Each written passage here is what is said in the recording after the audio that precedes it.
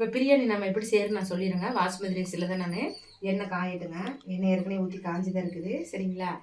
எண்ணெய் காஞ்சோன்னா ஏற்கனவே நம்ம வந்து சாப்பாட்டில் பாஸ்மதி ரைஸியை பாதி வேக்காட்டில் நான் வடித்து வச்சுருக்கோம் பாருங்க. இங்கே வந்து பார்த்தாலே தெரியுதா? அதில் பிரிஞ்செல்லாம் ஏலக்காய் எல்லாம் போட்டு எண்ணெய் ஒரு ஸ்பூன் ஊற்றி வடித்து நம்ம அரை வேக்காடோடு எடுத்து வச்சுருக்கோங்க. இப்போது நம்ம தாளிக்கிறதுக்கு பார்த்திங்கன்னா 2 பட்டை, குட்டி பட்டை, ஒரு கிராம்பு. ஏன்னா இது வந்து 1/2 கிலோ சிக்கன் கலவு சொல்கிறேன். 1/2 கிலோ சிக்கனுக்கு 1/2 கிலோ அரிசி நீங்கள் போட்டுக்கலாம். ஒரே ஒரு ஏலக்காய், ஏன்னா சாப்பாட்டில் ஏற்கனவே ஒரு ஏலக்காய் போட்டுக்கோம். சரிங்களா? இதெல்லாம் பொரிஞ்சிடட்டும். பொரிஞ்சோன்னா அது தேவையான ரொம்ப சிம்பிளுங்க. வெங்காயம், பெரிய வெங்காயம் 2 கட் பண்ணி வச்சுருக்கேன். 2 பச்சை மிளகா. வெங்காயத்தை போட்டுடலாங்களா?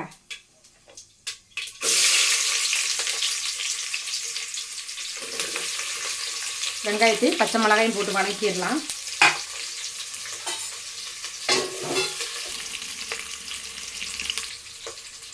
வெங்காயம் வதங்கிட்டு இருக்கப்பயே நம்ம வந்து கருவேப்பிலையை போட்டுடலாங்க. மல்லித்தலை, புதினா, தக்காளி, ஒரு தக்காளி, அவ்வளோதான். வெங்காயம் நல்லா வதங்கட்டும்.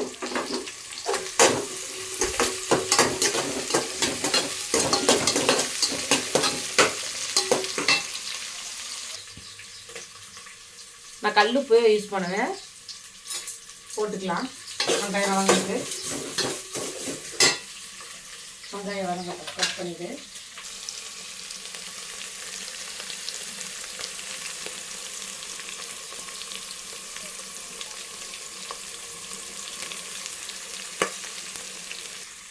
இஞ்சி பூண்டு பேஸ்ட்டு நானே தான் அரைச்சி வச்சுக்குவேன். இது எப்படின்னா இஞ்சி 1/4 கிலோ, 1/2 கிலோ இஞ்சி எடுத்தால் 1/4 கிலோ பூண்டு போட்டு அரைச்சி வச்சுக்கணுங்க. இங்கே வருங்க. லைட்டாக மஞ்சத்தூள், லைட்டாக எண்ணெய், ஆயில் சூடு பண்ணி ஊற்றினாலும் ஊற்றலாம், இல்லை அப்படியே ஊற்றி அரைச்சாலும். நான் சூடு பண்ணி ஊற்றி அரைச்சிக்குவேன். ஏன்னா நான் 3 மாதத்துக்கு இஞ்சி பூண்டு வச்சுக்குவேன். நம்மளே ஓன்மேடாக தயாரிக்கிறனால நல்லாவே இருக்கும். போட்டாச்சு. நல்லா வதக்கிடலாங்க. தக்காளியை போட்டுடலாம். நல்லா 3 நல்லா பேஸ்ட் மாதிரி வதங்கட்டுங்க. பச்சை மிளகா, இஞ்சி பேஸ்ட் போட்டிருக்கோம். வெங்காயம் போட்டு நல்லா வதங்கட்டும். வந்து நீங்கள் பிரியாணிக்கு எப்போயுமே கொஞ்சம் தட்டி கனமாக இருக்கணும். பிரியாணி சட்டி மேலே இருக்குது. அதனால் நான் இது வந்து மட்டன் குழம்பு வைக்கிற சட்டி. அது நல்லா வெயிட்டாக தான் இருக்கும், கனமாக தான் இருக்கும். அதில் வச்சுருக்கேன். பார்த்தீங்கன்னா இதெல்லாம் வதங்கிட்டு இருக்குங்க. நம்மளுக்கு பிரியாணிக்கு எச்சா சுவை கொடுக்குற ஒருத்தர் வரப்போறாரு. யாருன்னு தெரியுங்களா? பிரியாணி மசாலா தெரியுங்களா? நான் எப்பவுமே சம்பளத்தில் வந்து ஃபுல்லாக போட்டு வச்சுட்டு இது ஒரு டப்பா காலியான போட்டு வச்சுக்குவேன். அவ்வளோ ஒரு டேஸ்ட்டாக இருக்குது. எதுவுமே போட மாட்டேங்க. இந்த பொடி 2 ஸ்பூன் போட்டு, தயிர், லைட்டாக லெமன் பிரியாணிக்கு. அவ்வளோதான் என்னோட வேலை. இதுதான் நான் இப்போ காமிச்சேன் பாருங்க. அவ்வளோதான். இது மட்டும்தான் போடுவேன். எந்த தூளுமே போட மாட்டேன். பிரியாணி பொடி எதுவும் அலற எதுவுமே இருக்காது. மற்ற கடையில் வாங்கி போடலாம் ஒரு அலற தொண்டையெல்லாம் கொஞ்சம் அதை எப்படி சொல்கிறேன்னு தெரியல. இது அவ்வளோ டேஸ்ட்டாக இருக்குது. ஏற்கனவே நான் மிளகாத்தூள் வீடியோ போட்டிருக்கேன்.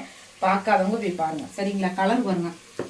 ஏன்னா இதை வந்து சாதிக்காய், ஏலக்காய் எல்லாம் போட்டு அரைச்சிருக்கோம். அதனால் மனம் பட்டை கலக்கும். எடுத்து மூடி வச்சிடலாம். டெய்லி நம்ம ஓப்பன் பண்ணோம் அதோட மனம் வெளியே வந்துடும். அதனால நம்ம இந்த மாதிரி டப்பாவில் போட்டு வச்சுக்குவேன். தீர எடுத்துக்குவேன். மட்டன் குழம்புக்கு, சிக்கன் குழம்புக்கு, நண்டு கிரேவிக்கு இதுதான் நான் போடுவேன். மேக்ஸிமம் எல்லாம் மீன் குழம்புக்கு தவிர எல்லாமே நான் போட்டுக்குவேன். இதை நான்வெஜ்க்கு எல்லாத்துக்கும் போட்டுக்குவேன். மிளகாத்தூள் 2 ஸ்பூன் போட போகிறேன். எங்கள் வீட்டில் எல்லாருமே நாங்கள் காரசாரமாக சாப்பிடுவோம். அதனால் வேறு எந்த தூளுமே இல்லை. இதே 2 ஸ்பூனு தான். பார்த்துங்க, இந்த ஸ்பூனில் 2 ஸ்பூனு தான் நான் போட்டுருவேன். போட்டுட்டு புதினா இருக்குல்ல, புதினாவை பார்த்தா போட்டு எண்ணெயில் வதங்கணும். புதினாவை போட்டு வதங்கிட்டோம்னா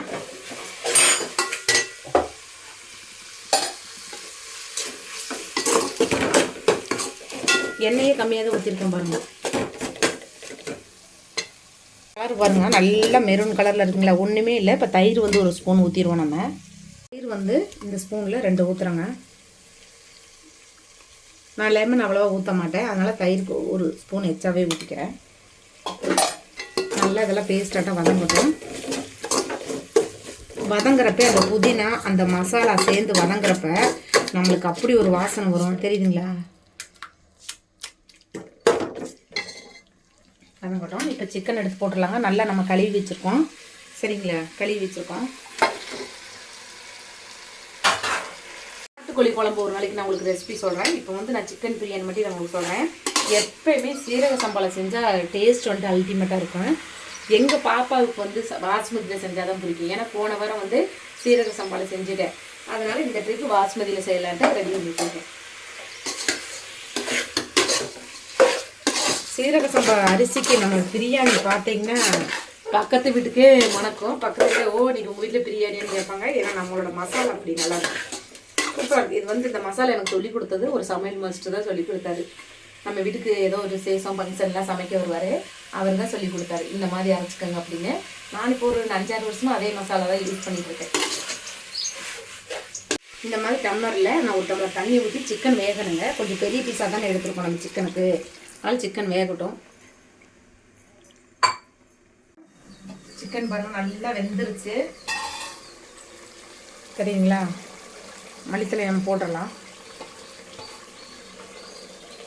போட்டுட்டு தான் நம்ம ரைஸ் போட போகிறோம்.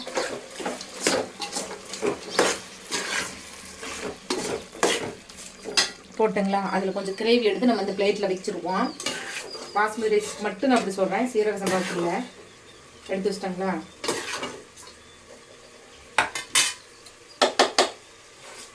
ஏற்கனவே ரைஸில் வந்து நான் ஏலக்காய் பிரிஞ்சு எல்லாம் போட்டு வேக வச்சு வச்சுருக்கேன். குட்டி எல்லா ரைஸை அடுப்பை சிம்மில் வச்சுருங்க. இப்போ இந்த கிரேவி இருக்குல்ல, ரைஸை நல்லா உடச்சி விட்டு இந்த கிரேவியை இது மேலே அப்படியே போட்டுருவேன்.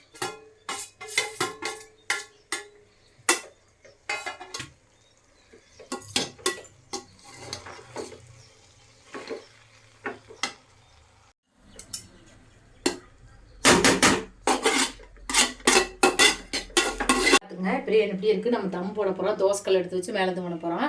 நீங்கள் எப்பயுமே பார்த்தீங்கன்னா கலர்லாம் தேவையில்லைங்க, டேஸ்ட்டு தான் முக்கியம். நம்ம வந்து காஷ்மீர் மிளகாத்தூள் போட்டிருந்தா நல்ல டார்க் கலராக இருக்கும். நம்மளுக்கு இங்கே வரும் நார்மலான கலர் தான். இப்படி பாருங்கள், இங்கே பாருங்க, இப்படி அமர்த்தி வச்சு பிரியாணியை அடுப்பு சிம்மில் தான் இருக்குது. தம் போட்டுடலாம். கீழே தோசைக்கல் எடுத்து வச்சு தோசைக்கல் எடுத்து வச்சுட்டுனா கல் சூடானதுக்கப்புறம்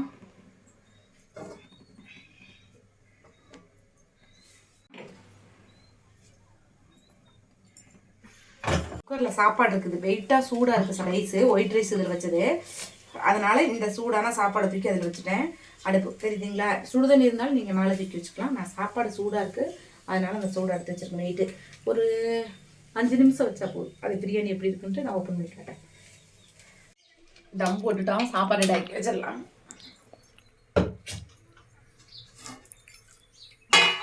இங்கே வாங்க, பார்த்தீங்களா எப்படி இருக்குன்னு பார்த்தீங்களா, தெரியுதா பிரியாணி எப்படி அரிசி உடையாமல் பளபளன்னு காட்டுறேன். ரொம்ப கலரக்கூடாது, அரிசி அப்படியே உடையாமல் இருக்கணும்.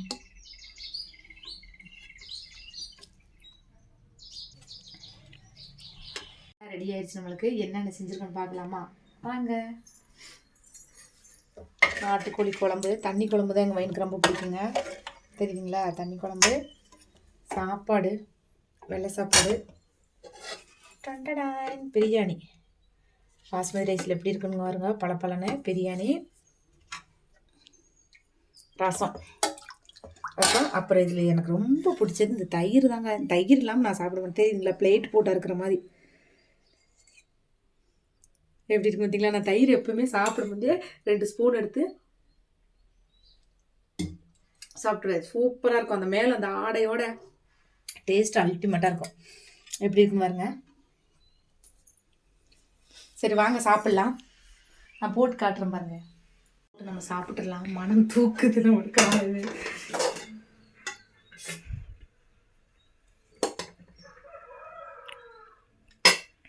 சாட் பற்றி சொல்கிறேன், சூடுங்க.